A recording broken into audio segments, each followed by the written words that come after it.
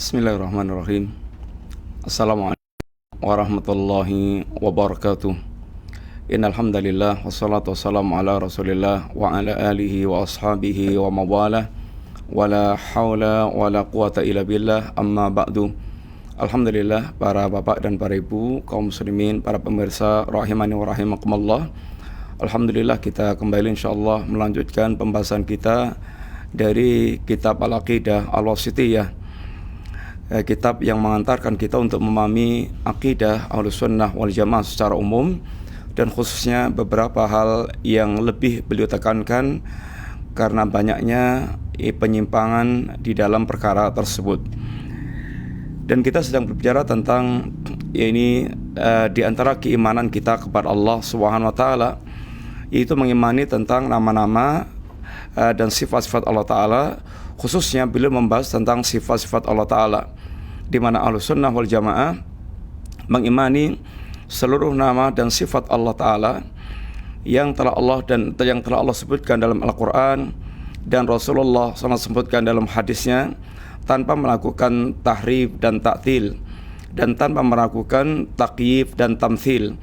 Ini adalah kaidah yang diajarkan oleh para ulama kepada kita sekalian, sehingga Al-Imam Malik rahimahullah ta'ala pernah ditanya oleh seorang ketika menjelaskan atau ketika ditanya tentang ayat istiwa alal arsh, lalu dia tanyakan, ini bagaimana istiwanya, kaifa istiwa'u, bagaimana istiwanya Allah Subhanahu wa taala.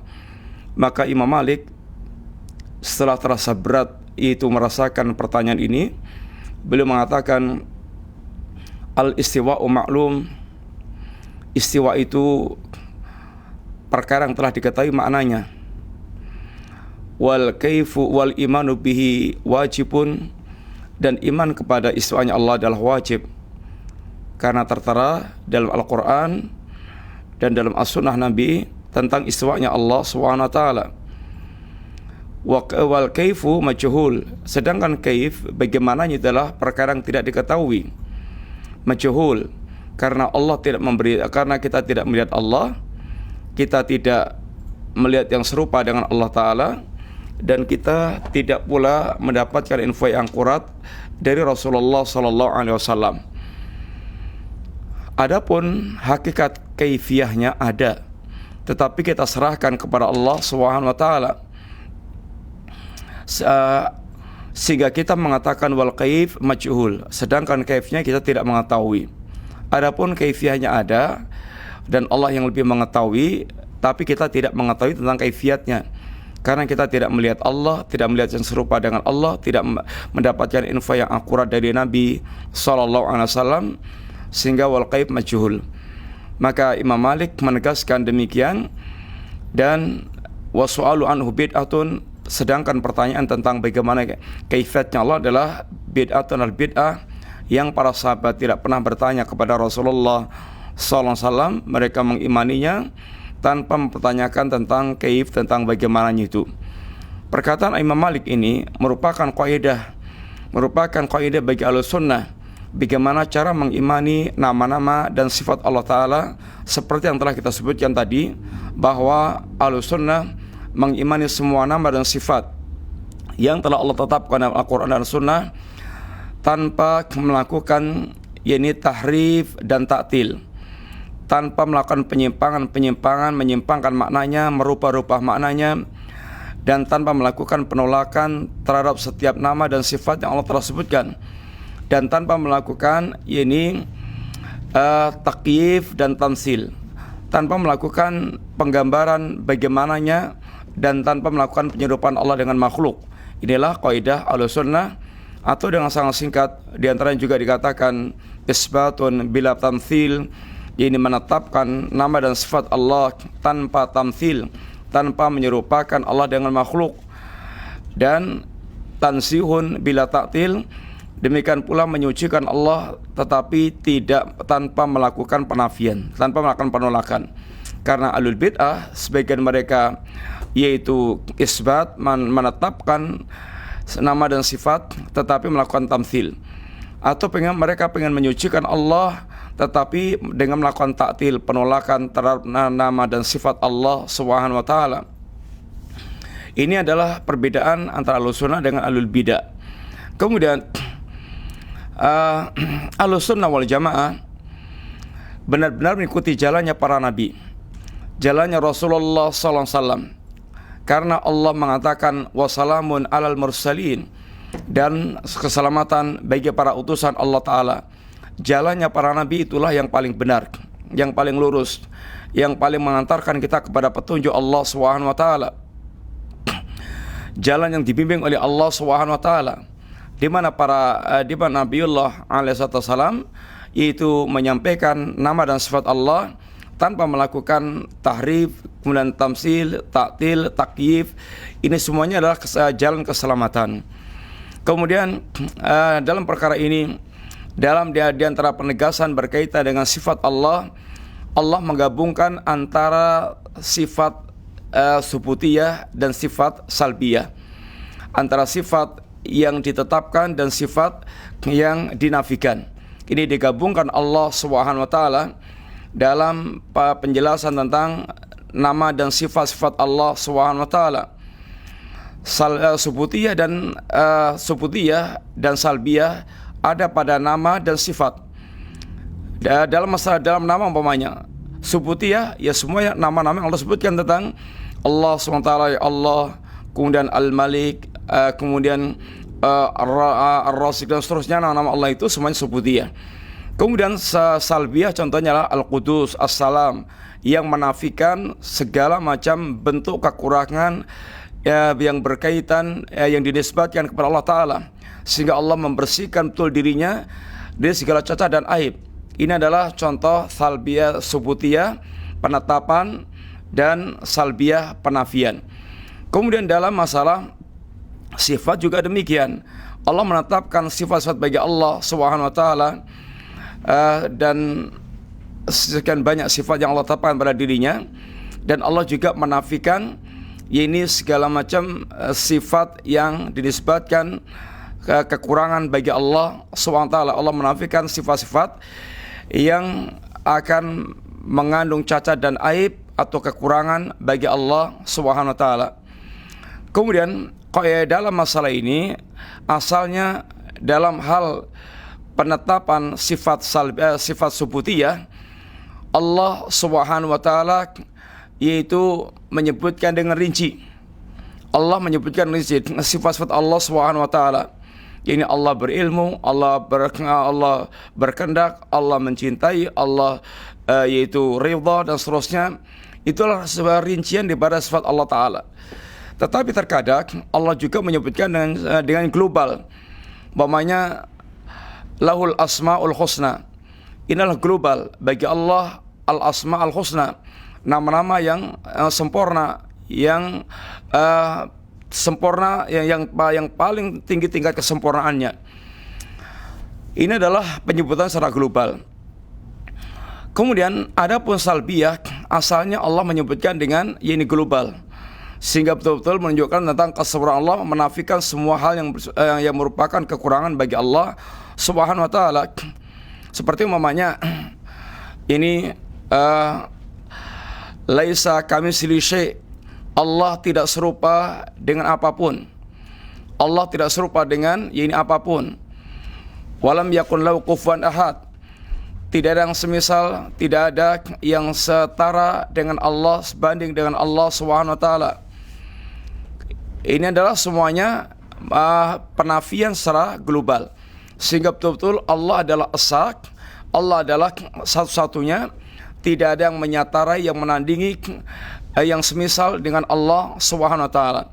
Terkadang pula Allah menyebutkan dengan rinci, tetapi di balik itu adalah penetapan tentang kesempurnaan Allah Ta'ala. Contoh umpamanya ini la yatlimu rabbuka ahadan, Rabbmu tidak menzalimi seorang pun. Ini di balik ini adalah penetapan sifat keadilan Allah yang sempurna. Kemudian juga diantaranya lam yalid walam yulad, Allah tidak melahirkan dan tidak dilahirkan. Ini adalah juga bagian dari rincian. Kemudian juga diantaranya umpamanya wa ma masana min lughub, Allah tidak tertimpa kecapean atau lelah. Penetapan yang secara rinci atau penyebutan sifat salbiyah secara rinci ini, di antara tujuannya adalah untuk mendustakan orang-orang yang mereka menisbatkan sifat buruk bagi Allah Ta'ala. Ini untuk membantah orang-orang yang mereka membuat kedustaan terhadap Allah Ta'ala, seperti umpamanya Allah punya anak. Maka ini adalah sebuah kedustaan bagi Allah Ta'ala. Maka Allah bantah, lam yalid walam yulad. Allah tidak melahirkan, Allah tidak dilahirkan. Kemudian juga dalam rangka untuk yaitu meluruskan atau lintasan pemikiran yang buruk bagi orang mereka menisbatkan sifat buruk bagi Allah Ta'ala. Seperti umpamanya Allah menciptakan langit dan bumi dalam 6 hari, maka jadi akan muncul pikiran hari ke-7 Allah capek, maka Allah istirahat. Maka Allah katakan ini walaqad khalaqnas samawati wal arda wa ma bainahuma wa ma massana min lughub. Allah menciptakan langit dan bumi dan apa yang ada di antara keduanya dalam 6 hari, dan Allah tidak diserang oleh capek. Ini adalah sifat yaitu salbiyah yang Allah sebutkan secara rinci. Di balik itu adalah yaitu menetapkan sifat kesempurnaan bagi Allah Ta'ala, bahwasanya Allah tidak memiliki anak. Ini Allah Esa, Allah sempurna dalam kemandiriannya. Kemudian Allah tidak zalim, ini Allah adil seadil-adilnya. Kemudian Allah tidak capek, ini Allah menunjukkan kesempurnaan kekuatannya, kemampuannya, kekuasaannya. Ini semuanya adalah penetapan sifat kesempurnaan bagi Allah Subhanahu wa Ta'ala. Kemudian para pemirsa yang rahmati Allah Ta'ala, Allah menyebutkan penggabungan antara subutiyah dan salbiyah dalam beberapa ayat atau dalam beberapa surat. Di antaranya beliau bawakan dalam surat Al-Ikhlas yang telah kita sampaikan. Di situ ada yaitu sifat subutiyah dan sifat salbiyah. Qul huwallahu ahad, Allahu samad, lam yalid walam yulad walam yakul lahu kufuwan ahad.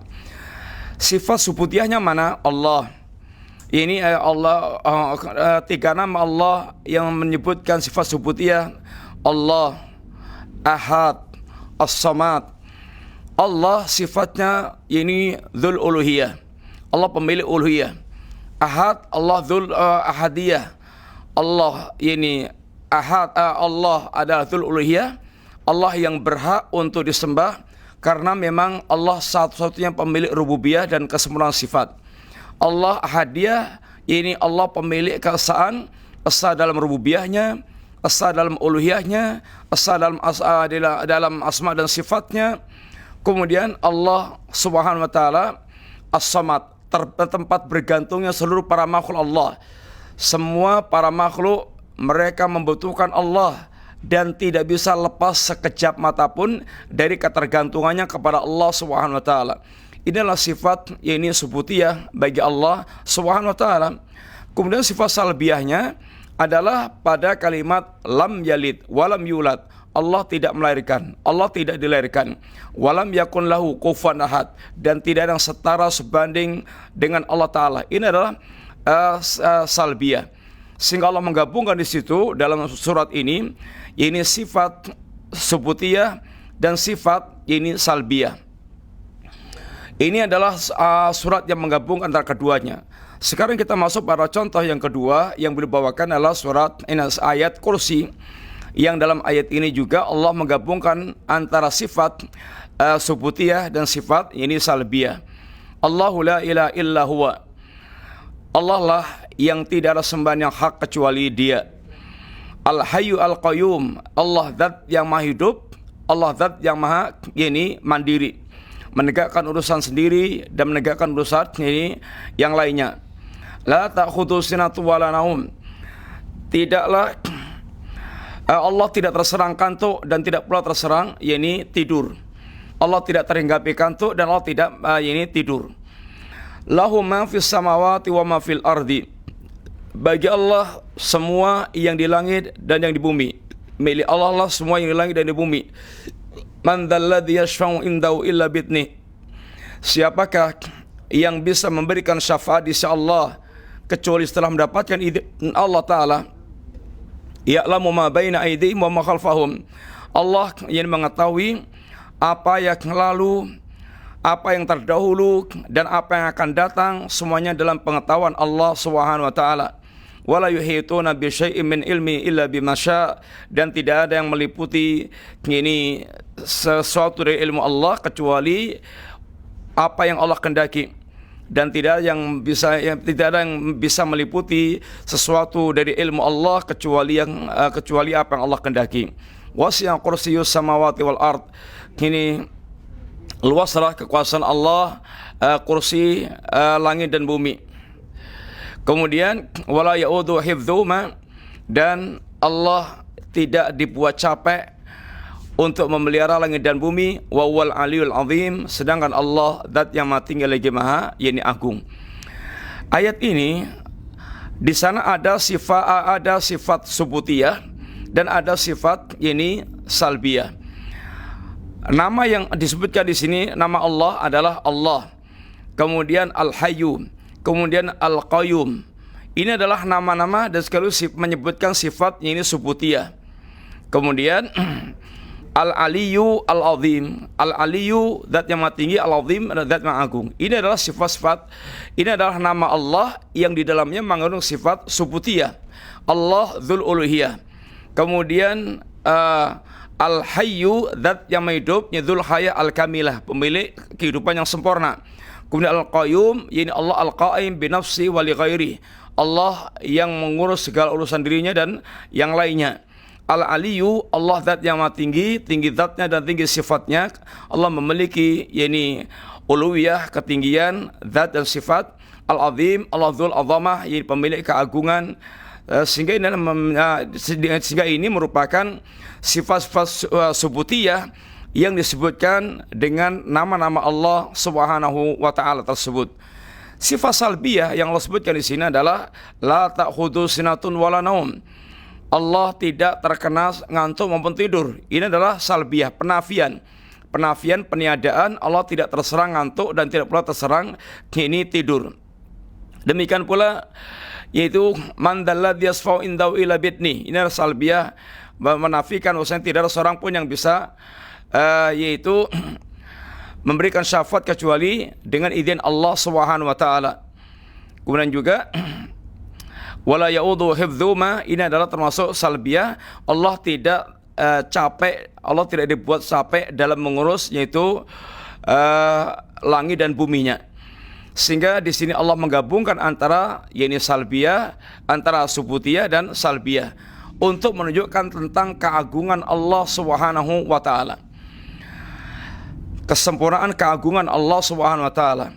Para pemirsa, ayat kursi ini adalah ayat yang paling agung dalam Al-Qur'anul Karim. Maka dikatakan oleh beliau di dalam ayat tersebut, dalam perkataannya oleh Syekhul Islam, wa ma wasafa bi nafsahu fi a'dhami ayatin fi kitabillah. Penggabungan antara sifat subutiyah dan sifat salbiyah, terdapat pula apa yang Allah sifatkan tentang dirinya dalam ayat yang paling agung, ayat yang paling agung dalam kitab Allah Al-Qur'anul Karim. Dalilnya adalah apa yang Nabi katakan kepada Ubay bin Ka'ab. Nabi pernah bertanya kepada Ubay bin Ka'ab, sahabat Ubay bin Ka'ab radhiyallahu anhu, dengan pertanyaannya, ayu ayatin fi kitabillah a'dham. Wahai Ubay, ayat apa yang paling agung dalam kitab Allah Ta'ala? Lalu kata Ubay bin Ka'ab menjawab, Allahu la ilaha illa huwa al-hayyul qayyum, sampai selesai. Maka Nabi kemudian menepuk dadanya Ubay bin Ka'ab dan mengatakan, liyahnika al-ilma Abul Mundhir, selamat atas ilmu yang Allah berikan kepada engkau wahai Abul Mundhir. Ini menunjukkan bagaimana cerdasnya Abul Mundhir, bagaimana jelinya Abul Mundhir, ini Ubay bin Ka'ab. Dan ini semuanya ilmu dari karunia Allah SWT. Adapun ayat kursi ini dikatakan ayatu a'dham, ayat yang paling agung dalam kitab Allah SWT, karena dalam ayat kursi ini terdapat penjelasan tentang Allah SWT. Dalam satu ayat ini Allah menjelaskan tentang dirinya full dalam satu ayat, yang Allah menjelaskan tentang dirinya. sebagaimana Al-Ikhlas, surat Al-Ikhlas, Allah menjelaskan tentang dirinya full dalam surat Al-Ikhlas. Tidak ada pembicaraan tentang hukum Allah atau kisah-kisah, tapi full berkaitan dengan diri Allah Ta'ala. Dalam ayat ini pula, ayat kursi, adalah penjelasan full tentang diri Allah penuh satu ayat. Bahkan di dalam ayat ini, Allah menjelaskan tentang dalil-dalil ketuhanan Allah Ta'ala, di mana Allah yang paling berhak untuk disembah satu-satunya, dengan dalil-dalil yang sebutnya di dalam ayat tersebut.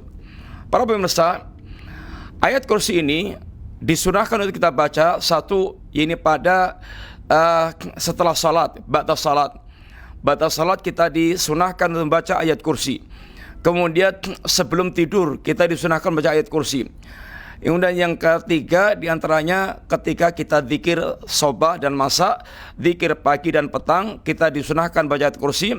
Dan dengan bacaan ini kita akan terlindung dari kejahatan, yaitu syaitan. Dan semuanya telah disebutkan oleh Nabi dalam hadis-hadis beliau berkaitan dengan ini kapan kita membaca ayat kursi. Beliau sebutkan dengan dalil-dalilnya disebutkan oleh Nabi, penjelasan tentang ini kapan kita membaca ayat kursi. Sekali lagi kita baca ayat kursi ini pada ini setelah salat, kemudian sebelum tidur, kemudian pada zikir sobah dan masa, itu diantaranya ini saat kita membaca ayat kursi. Kemudian di sini di dalam ayat kursi ini ada belasan atau ada sebelasan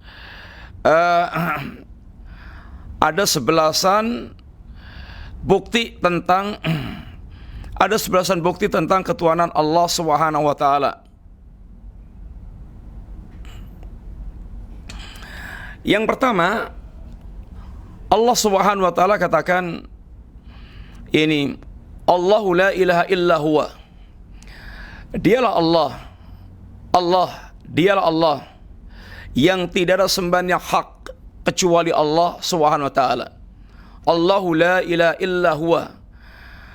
Dan ayat kursi ini ayat yang memuat di situ asma Allah dan sifat Allah, kemudian rububiyah Allah dan uluhiyah Allah. Sehingga dalam ayat kursi ini ada penjelasan tentang tauhidul uluhiyah, tauhidul rububiyah, dan tauhidul asma wa sifat. Maka di sini semuanya ada di dalam ayat kursi tersebut. Dan dalam ayat kursi ini ada penjelasan tentang bukti-bukti ketuhanan Allah Subhanahu wa taala. Allah katakan, Allahu la ilaha illa huwa, Allahu la ilaha illa huwa al-hayyu al-qayyum. Allahu la ilaha illa huwa. Dialah Allah yang tidak ada sembahan yang hak kecuali hanya Allah Subhanahu wa taala. Dialah Allah yang tidak ada sembahan yang hak kecuali Allah Subhanahu wa taala. Ini adalah penegasan tentang uluhiyah Allah. Allah ismun a'zam. Allah adalah nama Allah yang terbesar. Seluruh nama-nama Allah kembalinya kepada Allah. Allah Al-Malik, Allah Al-Qudus, Allah As-Salam, Allah Al-Muhaimin, Allah Al-Aziz, Allah Al-Jabbar, dan seterusnya. Semua nama-nama Asmaul Husna semuanya kembalinya kepada Allah SWT. Sehingga dikatakan Allah adalah Ismullah Al-A'zam. Kemudian Allah katakan Allah la ilaha illa huwa. Dialah Allah yang tidak ada sembahan yang hak kecuali Allah Ta'ala. Allah menegaskan tentang uluhiyah Allah, penegasan tentang hanya Allah satu-satunya yang berhak untuk disembah. Kenapa? Karena Allah adalah pemilik rububiyah dan Allah pemilik kesempurnaan sifat. Maka setiap Allah Subhanahu wa taala mengajak para hamba untuk hanya beribadah kepada Allah Subhanahu wa taala, maka Allah selalu menjelaskan alasannya. Kenapa alasannya? Karena alasannya Allah adalah pemilik rububiyah. Contoh yang paling gampang aja, dalam surat Al-Baqarah ini ayat 21, ketika Allah mengajak manusia menyembah dirinya, Allah ini ya ayyuhan nas ubudu rabbakum, wahai manusia sembahlah ini Rabb kalian itu Allah. Kenapa? Allah yang menciptakan kalian dan menciptakan orang-orang sebelum kalian. Allah yang telah menjadikan bumi sebagai hamparan, Allah menjadikan langit sebagai atap, Allah menurunkan air hujan dari langit. Dengan air hujan itu Allah tumbuhkan tumbuhan dan buah-buahan sebagai rezeki buat kalian. Ini adalah rububiyah Allah Ta'ala. Hanya Allah yang melakukan semua perbuatan ini. Maka di akhir ayat Allah katakan, fala taj'alu lillahi andadan wa antum ta'lamun.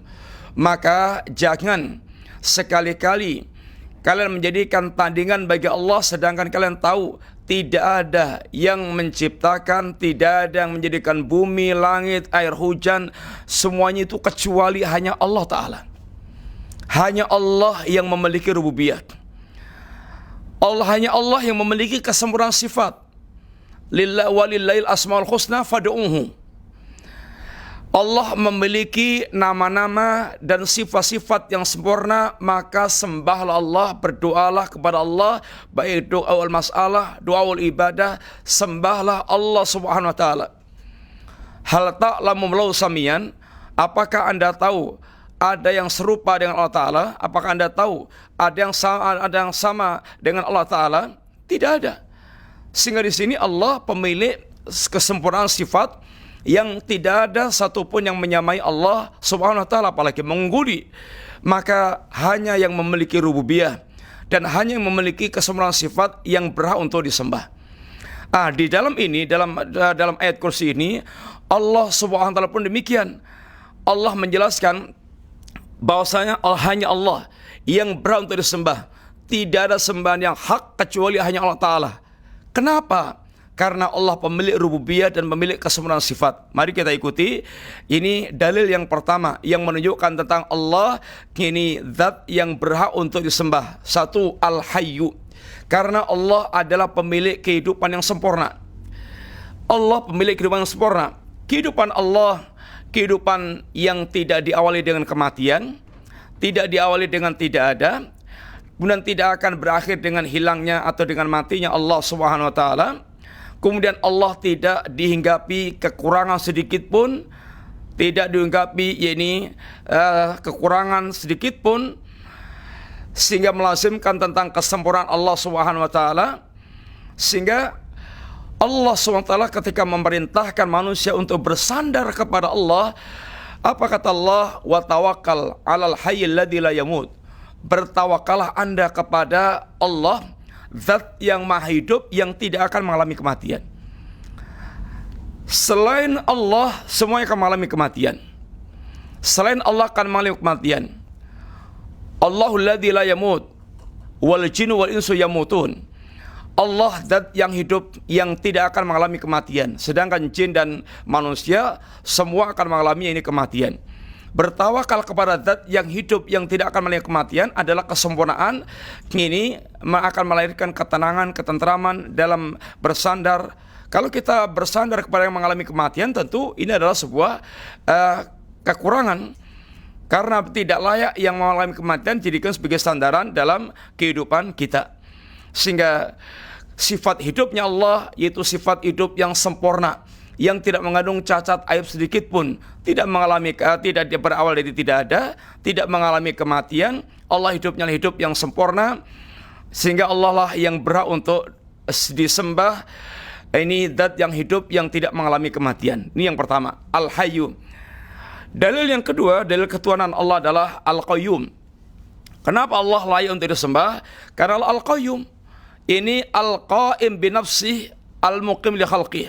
Allah yang menegakkan urusan pribadinya dan Allah yang menegakkan urusan yang lainnya. Semua makhluk bergantung kepada Allah Ta'ala. Semua makhluk mutlak membutuhkan Allah Subhanahu wa Ta'ala. Allah menegaskan tentang para makhluk, ya ayyuhan nas antumul fuqara'u ilallah wallahu huwal ghaniyul hamid. Wahai manusia, kalian adalah orang yang fakir, yang kiri, yang mutlak membutuhkan Allah Subhanahu wa taala. Sedangkan Allah zat yang makaya lagi maha terpuji. Sehingga tidak ada seorang makhluk pun yang bisa lepas dari ketergantungannya kepada Allah walaupun hanya sedetik. Itulah yang diajarkan Nabi kepada kita. Ya Hayyu ya Qayyum birahmatika astaghits aslil sya'ni kullah wala takilni ila nafsi tarfata'ain. Waidat yang hidup, yang kehidupannya maha sempurna, waidat yang menegakkan urusan diri dan para makhluknya. Dengan rahmatmu aku beri istighosah, perbaikilah urusanku ya Allah, dan jangan sampai engkau serahkan dalam hal menegakkan urusanku ini, memperbaiki urusanku ini kepada diriku sendiri walaupun sekejap mata.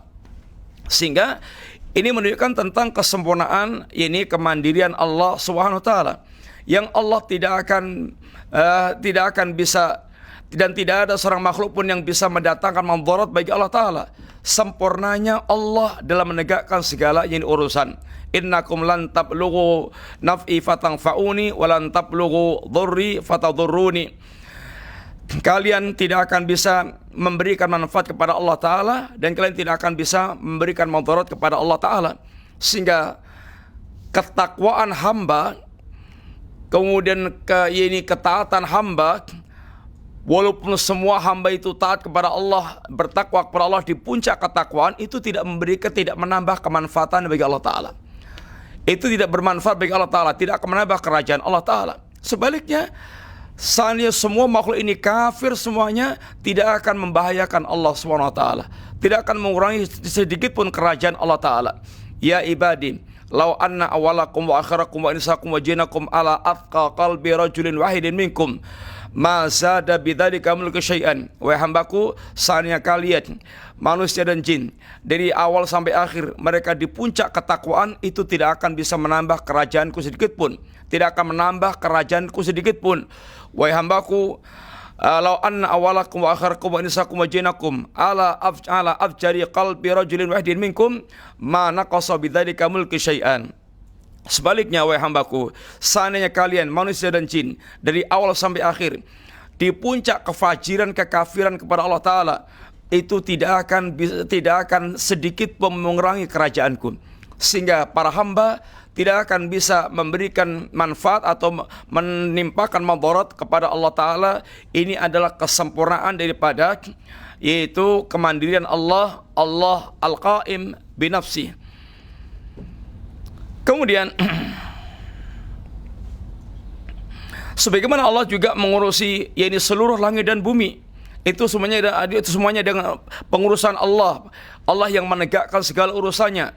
Innallaha yumsiku samawati wal arda an tazula wa in zalata in amsakahuma min ahadin min ba'di innahu kana haliman ghafura. Innallaha yumsiku samawati wal arda, sesungguhnya Allah yang memegang urusan langit dan bumi. Antazula, dari keruntuhannya, sehingga langit dan bumi, langit tidak runtuh, bumi tidak runtuh, langit penuh dengan benda-benda yang berputar dan tidak runtuh dan tidak meleset dari garis edarnya. Semua ini adalah yang memegang Allah. Allah yang telah mengatur urusannya itu sehingga mereka berjalan dengan ini perintah Allah Subhanahu wa taala. Wa in zalata, seandainya langit dan bumi itu runtuh, maka in amsakahuma min ahadin min ba'di, maka tidak ada seorang pun yang bisa menahan keruntuhan langit dan bumi setelah urusan Allah Subhanahu wa taala ini. Innahu kana haliman ghafura, sungguhnya Allah zat yang maha santun lagi maha, yaitu pengampun.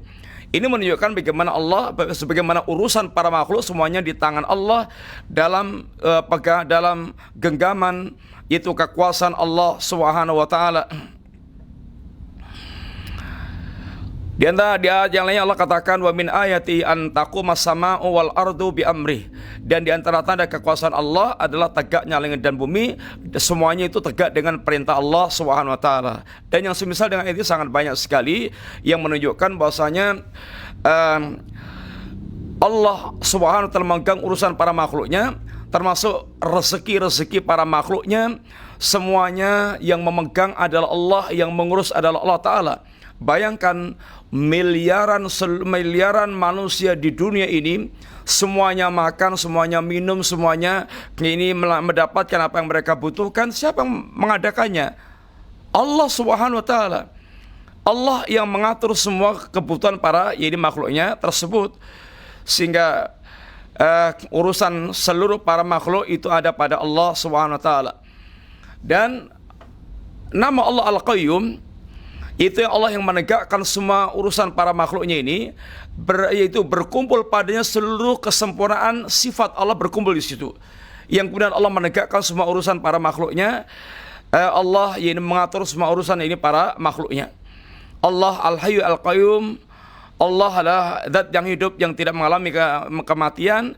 Al-Qayyum yang menegakkan segala urusan manusia, yang Allah tidak mengalami keletihan, kelemahan sedikit pun dalam mengurus para makhluknya. Lain dengan yaitu para sekutu yang mereka sangka sebagai sembahan. Allah membantah tentang para sekutu mereka itu. Kalau Allah Al-Hayyu Al-Qayyum, maka lihat ini para sekutu. Allah menegaskan, walladzina tad'una min dunihi ma yamlikuna min kitmir. Apa yang mereka sembah selain Allah itu, maka mereka tidak memiliki pun walaupun setipis kulit ari. Kulit lapisan biji korma, lapisan biji korma. Korma Anda buka, kemudian pada bijinya itu ada lapisan tipis, setipis itu pun mereka tidak memiliki. In tad'uhum la yasma'u du'aakum. Kalau para penyembahnya itu minta, maka yang disembah itu tidak mendengar doa mereka. Walau sami'u mastajabu lakum. Kalau mereka mendengar apa yang mereka minta, maka mereka tidak bisa menjawab atau mengijabai apa yang mereka minta, karena mereka tidak punya apa-apa. Tidaklah mereka mendapatkan sesuatu kecuali dengan izin Allah Subhanahu wa taala. Ketika Allah tidak mengizinkan untuk mendapatkannya, maka tidak ada seorang pun yang bisa mendapatkan sesuatu tersebut. Wa yaumal qiyamati yakfuruna bisyirkikum. Dari kiamat kala mereka itu sesembahan mereka itu akan mengingkari sekutu-sekutu mereka. Dari kiamat kala para penyembahnya itu akan mengingkari sekutu-sekutu yang mereka jadikan sebagai sekutu bagi Allah Ta'ala. Sehingga di kiamat kala akan terjadi saling pengingkaran, saling melaknat, saling mengumpat, antara yang menyembah dan yang disembah, antara pemimpin dengan yang dipimpin, yang menyesatkan dari jalan Allah SWT. Mereka saling mengingkarinya. Wala yunabbi'uka mithlu khabir. Dan para sembahan mereka itu tidak akan bisa memberitakan seperti pemberitaan Allah yang Maha mengetahui segala-galanya. Ini adalah kebatilan yang mereka sembah selain Allah Ta'ala, tidak memiliki apa-apa.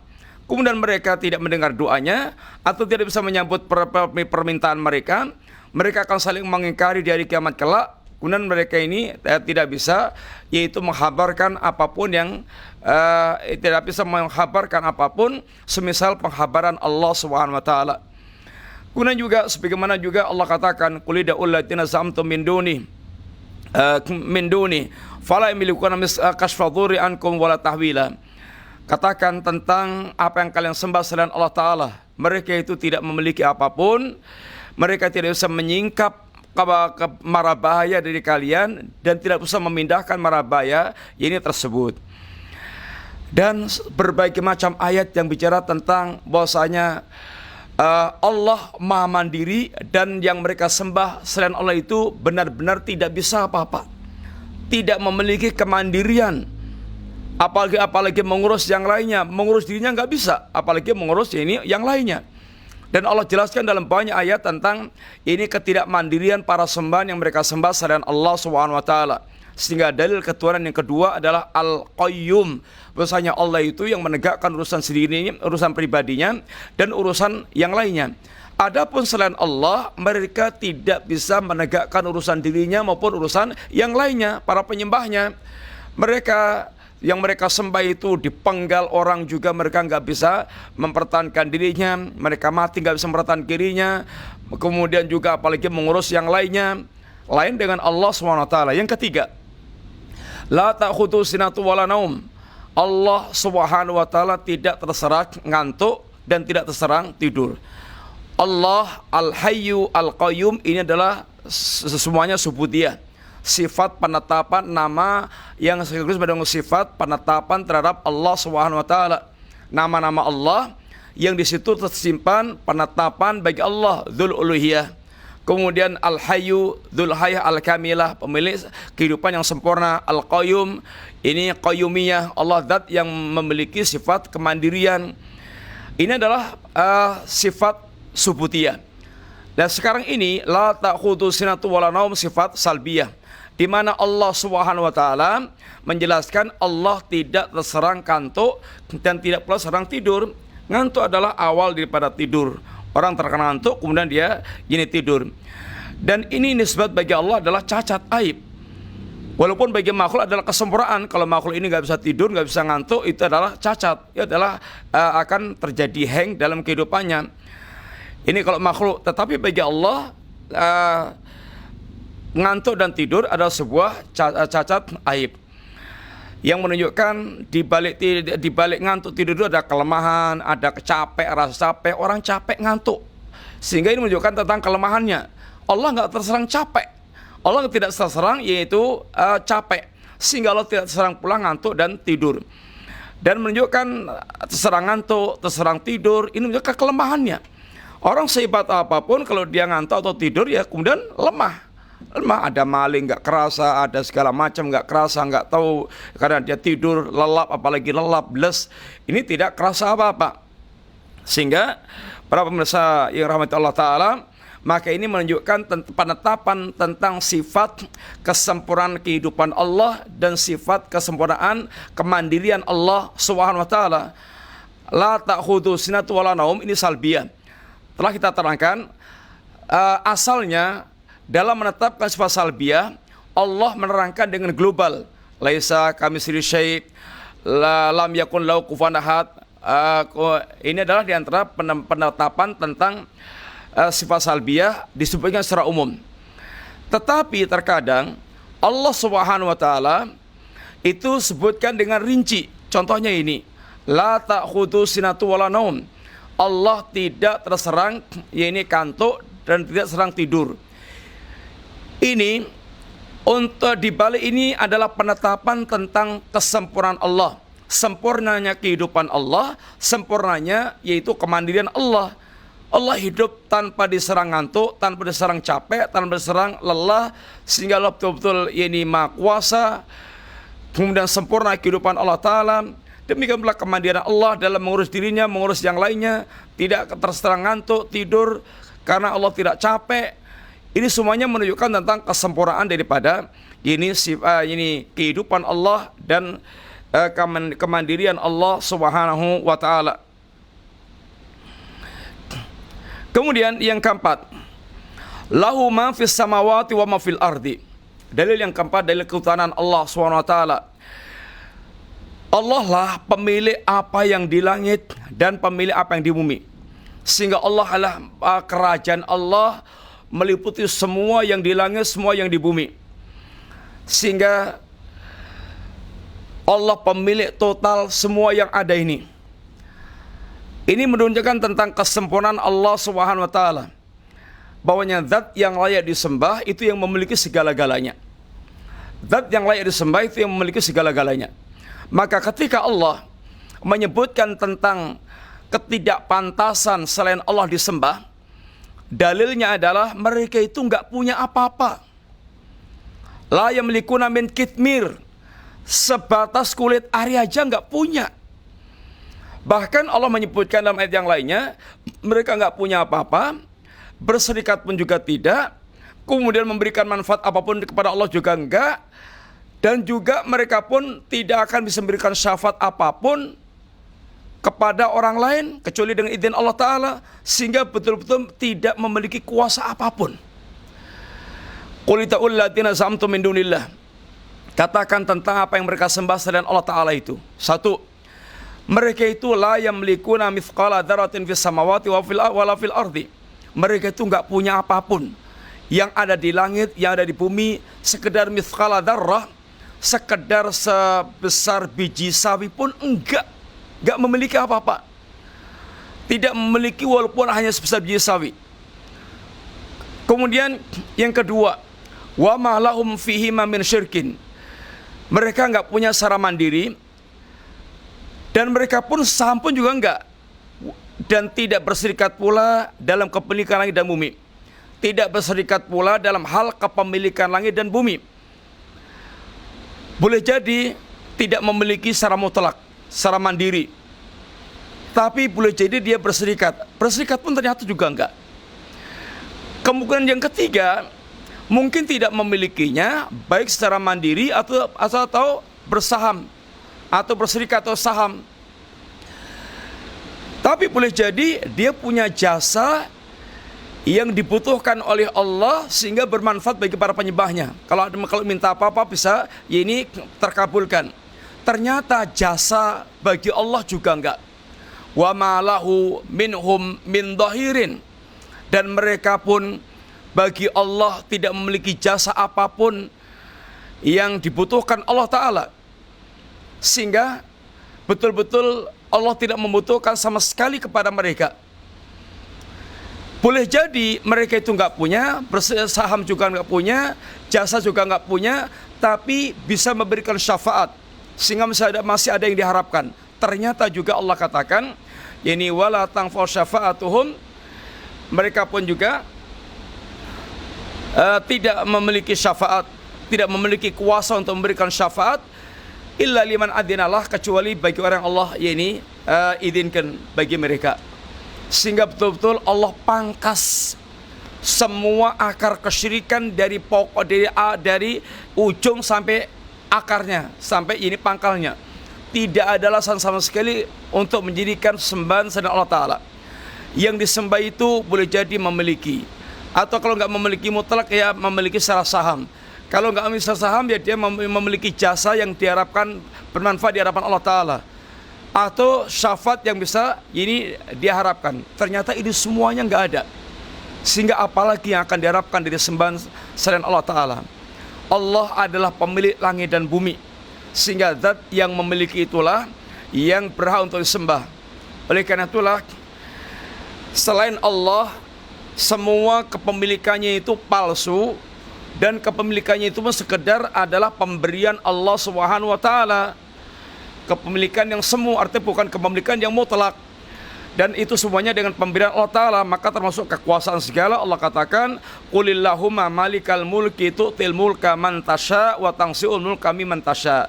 Katakanlah, ya Allah yang merajai atau yang malikal mulki, rajanya para raja, tu'til mulka man tasha, engkau berikan kerajaan kepada orang yang engkau kehendaki, wa tanzi'ul mulka mimman tasha, dan kau cabut kerajaan dari orang yang kau kehendaki. Ini semuanya adalah kekuasaan mutlak Allah Subhanahu wa Ta'ala. Sehingga Allah malikus samawati wal ard, Allah lau ma fis samawati wa ma fil ardi, dan selain Allah tidak memiliki apapun kecuali dipinjami Allah untuk memiliki apa yang Allah berikan tersebut. Kemudian dalil yang ke-5. Iya. Dalil yang ke-5. Man dzalladzi yashfa'u indahu illa bi'idzni. Mana ada orang yang bisa memberikan syafaat di sisi Allah Ta'ala illa bi'idzni, kecuali apabila sudah mendapatkan izin Allah Subhanahu wa Ta'ala. Syafaat menjadi perantara, syafaat itu menjadi perantara untuk kemanfaatan orang lain, tidak akan bisa memberikan syafaat kecuali orang yang Allah izinkan.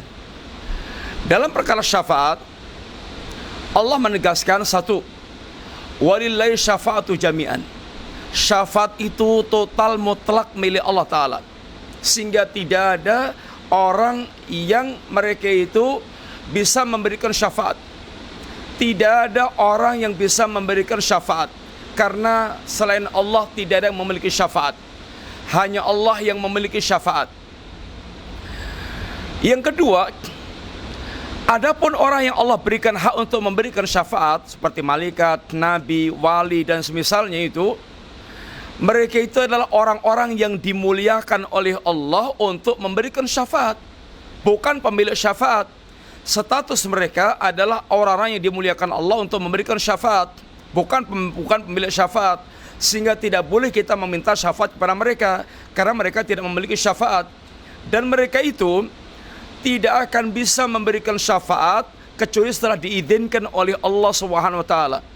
Rasulullah sallallahu alaihi wasallam sendiri ketika akan memberikan syafaat untuk umatnya atau untuk manusia di Ardul Mahsyar, ketika suasana dalam keadaan sangat susah dan menyedihkan, Nabi datang kepada Allah, sujud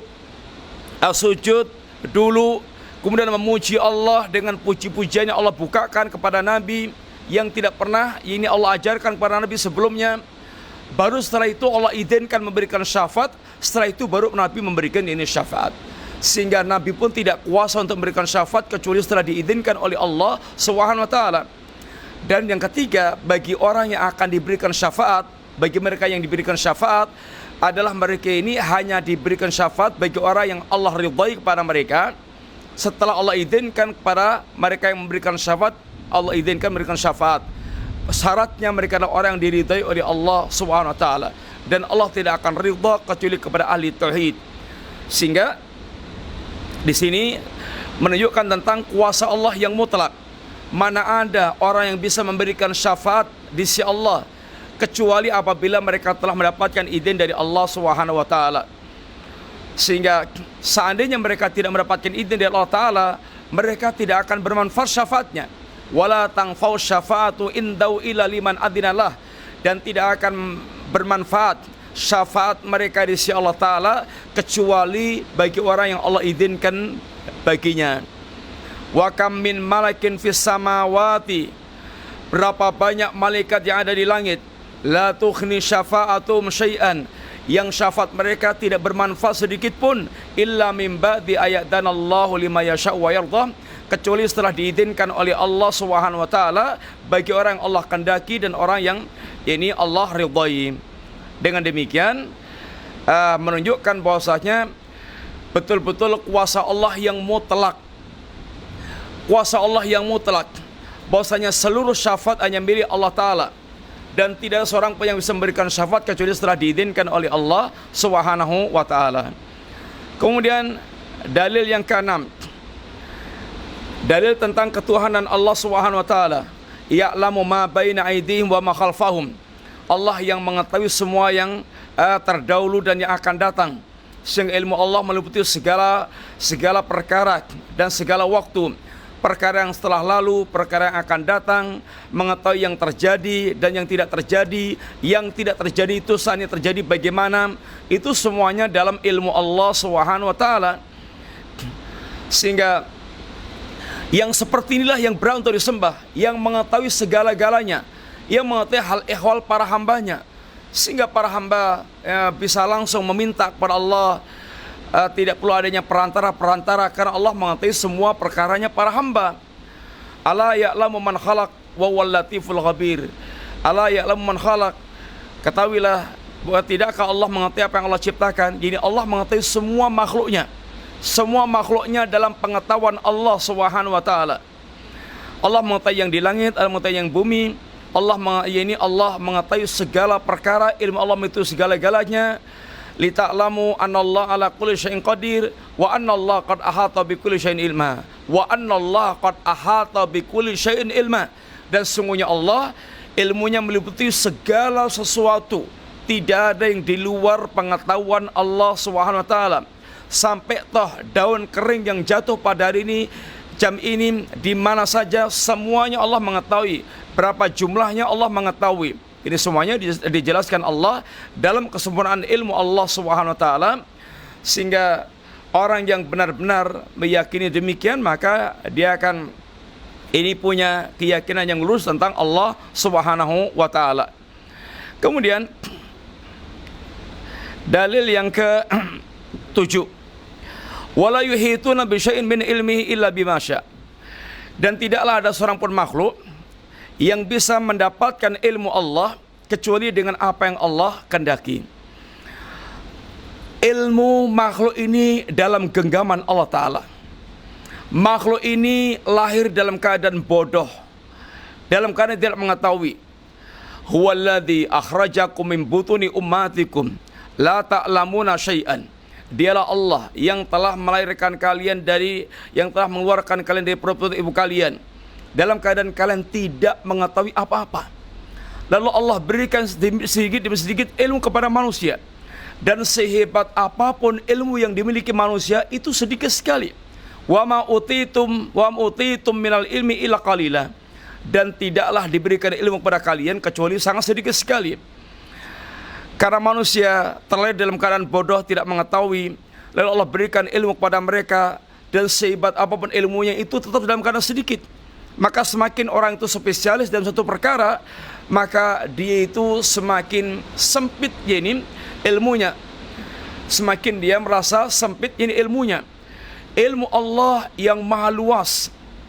Ilmu Allah ini maha luas, yang tidaklah seorang mendapatkan ilmu kecuali apa yang diajarkan Allah Subhanahu wa taala kepada dirinya.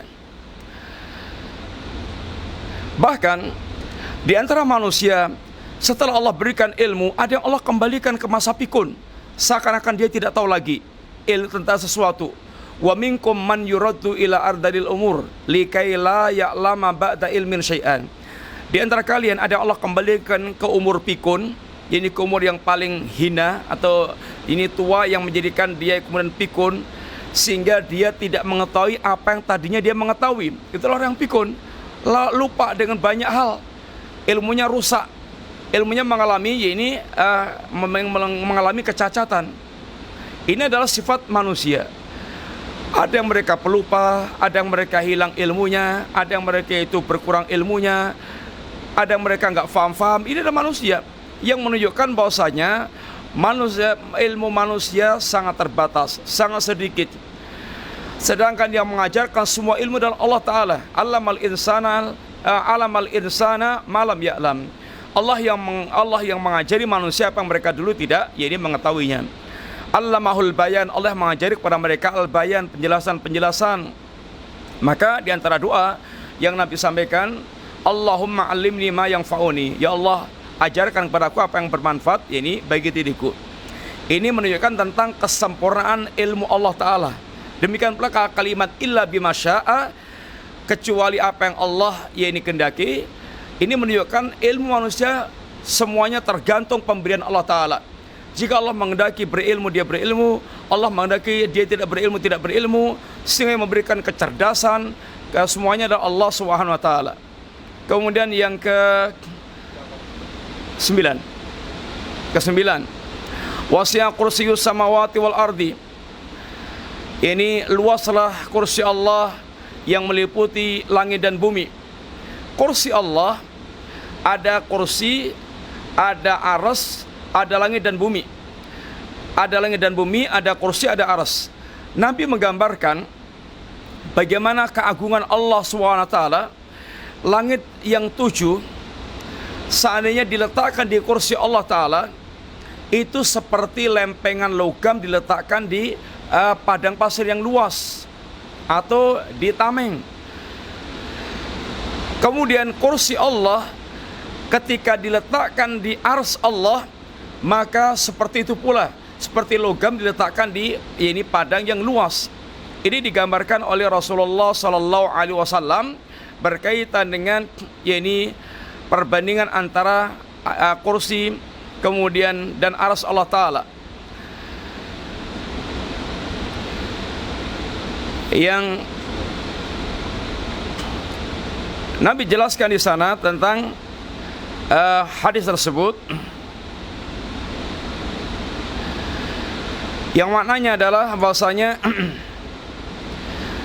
mas samawati wal ardu fil kursi illa kahalqatin mulqah bi ardin falah wa fadlul arsy alal kursi kafatil falah ala tilkal halqah. Langit yang 7 dan bumi, tidaklah langit dan bumi itu diletakkan di kursi Allah kecuali seperti lempengan, seperti cincin yang dilempar atau diletakkan di padang pasir yang luas. Perumpamaan arsy dibandingkan kursi juga demikian, seperti lempengan logam diletakkan di padang yang luas, sehingga alangkah agungnya arsy Allah. Sekali lagi, langit dan bumi ketika diletakkan di kursi itu seperti diletakkannya logam di padang yang luas, sehingga nampak sangat kecil. Pada langit dan bumi alangkah sangat luas dan besarnya dalam ukuran kita. Kursi diletakkan di arsy, demikian pula, yaitu seperti logam diletakkan di padang yang luas. Alangkah sangat agungnya arsy Allah Ta'ala. dan itu semuanya dalam kekuasaan Allah Subhanahu wa taala. Maka Allah Maha Kuasa atas segala-galanya, sehingga kekuasaan Allah meliputi segala-galanya. Dan kita pun diperintahkan oleh Allah, diperintahkan oleh Nabi SAW, tafakkaru fi ala illah. Ini fikirkan tentang makhluk-makhluk Allah Ta'ala.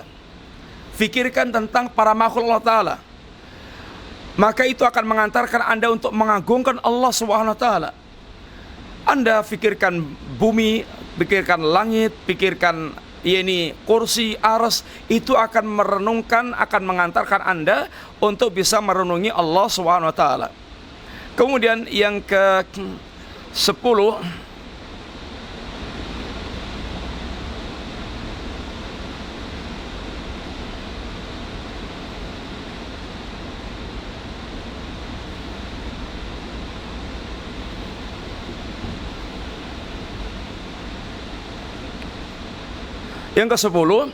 wala ya'udhu hifdhuhuma, dan Allah Subhanahu wa taala tidak serang capek.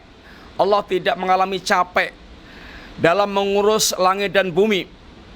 Luasnya langit dan bumi dalam pandangan kita sangat luar biasa. Ini juga termasuk penetapan sifat, yaitu sifat salbiah. Ini penyebutan sifat salbiah, wala ya'udhu hifdhuhuma. Dan di balik itu untuk menerangkan tentang keagungan Allah, kesempurnaan keagungan Allah, kesempurnaan kuasa Allah untuk mengurus segala-galanya, yang tidak terserang capek, tidak terserang yaitu lelah. Ini menunjukkan tentang keagungan Allah Subhanahu wa taala. Tidak memberatkan bagi Allah dalam mengurus langit dan bumi, sehingga Allah tidak terserang oleh capek. Itu untuk menetapkan sifat kekuatan Allah, kemampuan Allah, kekuasaan Allah dalam menjaga langit dan bumi. Sehingga telah kita sebutkan ayatnya di atas, diantaranya adalah innallaha yumsiku samawati wal arda antazula. Allah lah yang memegang langit dan bumi dari keruntuhannya. Dan kalau keduanya runtuh, tidak akan satupun orang yang bisa untuk menahannya. Wala in zalata in amsakahuma min ahadin min ba'di. Seandainya keduanya runtuh, tidak seorang pun yang bisa yaitu menahan keruntuhan langit dan bumi. Ini semuanya adalah kuasa Allah Subhanahu wa taala. Kemudian yang terakhir, yang ke-11 dan ke-12, wa huwal aliyul azim, dialah Allah al-ali, zat yang maha tinggi. Allah tinggi zatnya dan tinggi sifatnya. Semua sifat Allah maha sempurna, maha tinggi, maha. Maka ketika kita menerjemahkan nama-nama Allah, Ar-Rahman, Ar-Rahim, maha penyayang, maha pengasih, maha pengampun, maha pemberi rezeki. Ini semuanya adalah menunjukkan tentang kesempurnaan Allah, ketinggian Allah secara zat. Allah di atas arsy. Ar-Rahmanu istawa 'alal arsy. Allah istiwa di atas arsy. Ini Allah dalam ketinggiannya. Dan Allah tinggi dalam sifatnya, semua sifat Allah dalam maha sempurna. Al-Azim, Allah dzul azamah, yaitu Allah pemilik keagungan yang tidak ada yang bisa merendahkan Allah Subhanahu wa taala. Ini adalah 12 dalil atau 11 dalil yang menunjukkan tentang dalil-dalil kemaha kuasaan Allah, sehingga Allah berhak untuk disembah. Allah berhak untuk disembah, yang menunjukkan tentang dalil-dalil la ilaha illallah. Sehingga awalnya Allah katakan Allahu la ilaha illa huwa, lalu Allah terangkan al-hayyu al-qayyum la ta'khudhu sinatu wala naum lahu ma fis samawati wa ma fil ard man dalladhi yasau indahu ila bitni ya'lamu ma baina aydihim wa ma khalfahum wa la yuhituna bi syai'in min ilmi illa bima syaa wasi'a kursiyyus samawati wal ard wa la ya'udhu hifdhuhuma wa huwal aliyul azim. Ini adalah semuanya dalil tentang ketuhanan Allah, sehingga Allah betul-betul la ilaha illa huwa atau la ilaha illallah. Benar-benar tidak ada yang layak, yang pantas, yang berhak disembah kecuali Allah Subhanahu wa taala. Maka dikatakan ayat ini adalah a'dhamu ayatin fi kitabillah, ayat yang paling agung dalam kitab Allah, karena dalam satu ayat ini menjelaskan tentang murni, menjelaskan tentang Allah SWT, tentang tauhidullah, dan perkara yang paling agung dalam agama kita, dalam Al-Quran adalah tentang tauhid. Maka ayat ini pun ayat yang menjelaskan tentang tauhid, dan dikatakan ini ayatun, ini a'dhamu ayatin fi kitabillah, ayat yang paling agung dalam kitab Allah Subhanahu wa taala. Para pemirsa, kaitannya dengan pembahasan akidah wasithiyah, di sini kita ayat ini menjelaskan tentang penggabungan antara sifat subutiyah dan sifat salbiyah, sifat penetapan bagi Allah Ta'ala dan sifat peniadaan perkara-perkara yang tidak layak bagi Allah Subhanahu wa Ta'ala. Yang penggabungan antara subutiyah dan salbiyah menunjukkan tentang kesempurnaan Allah Subhanahu wa Ta'ala.